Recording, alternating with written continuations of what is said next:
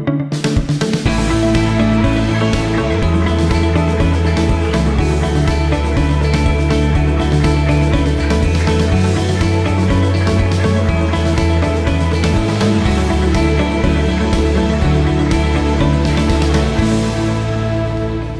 worked for Fortune 50 companies, and large companies are very bureaucratic. You have to go through lots of planning stages, meet with everyone and come up with a business plan, meet with your attorneys, make sure it's a viable thing to do, meet with your accountants and make sure that they agree on how to capitalize everything and expense it, and then at some point you do the product design and product marketing and everything else. And for a large product, it could be 6 months to 6 years before you actually launch it, depending on how big the project is, how bureaucratic the company is.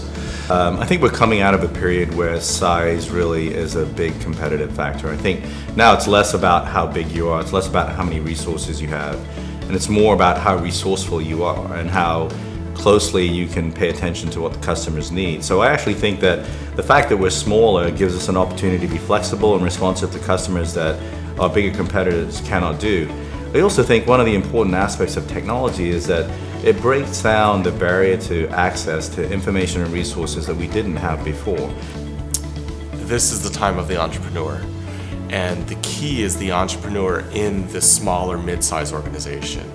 The big guys, when they want to enact change, it's like changing that aircraft carrier, changing that cruise liner. It's going to be slow, and they're going to move, and they're going to try and move, and they're going to get overwhelmed. In the smaller world, we're more like the little speedboat. So we can look at something and go, hey, I want to switch and go in that direction, and shift and turn that wheel and just immediately go. So that whole concept of agility becomes very important as we look at the small and mid-sized company to say, what do we want to do? We want to make sure that we're not getting locked into these old and rote processes. For a small company, I was in a food manufacturing company at one time. We had 50 employees. We did a small manufacturing of organic and gluten-free products. And a very large food manufacturer came to us, a Fortune 50 company, and said, we need you to be certified BRC and do a retail package mix, shipped out the door by January, end of January, and right now it's October. And typically certification takes a year. We had no retail packaging line there, and we had to get certified and all the retail packaging done, and we did it in 3 months. And they would have spent 2 years doing it. So as an entrepreneur, small company, you can make decisions quickly, you can get the entire company on board, and everyone's going in the same direction. You can do things faster and better in small companies than big companies. So for example, in our company, we're avid users of on-demand services. So if we need someone to create a spreadsheet or a database, we go contract that person just to do that work.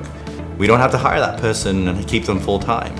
And so today, you can access those kinds of resources all over the planet, really great resources that don't cost a lot of money. So I think now's the time for someone to compete regardless of the size of the company that they're in. It takes a little bit of creativity, it takes a little bit of resourcefulness, it takes a little time to figure out where those resources are, but it can be done. It's not that difficult at the end of the day. The world is really flat now. There's a lot of opportunity out there, and it's a matter of figuring out what it is that we want to do. Again, connecting back into our passion and doing that, doing it well, and doing it better and quicker, and shifting using this technology, shifting using whatever digital disruption is coming in to go past and surpass those big guys that are out there. That's our core advantage in the middle market.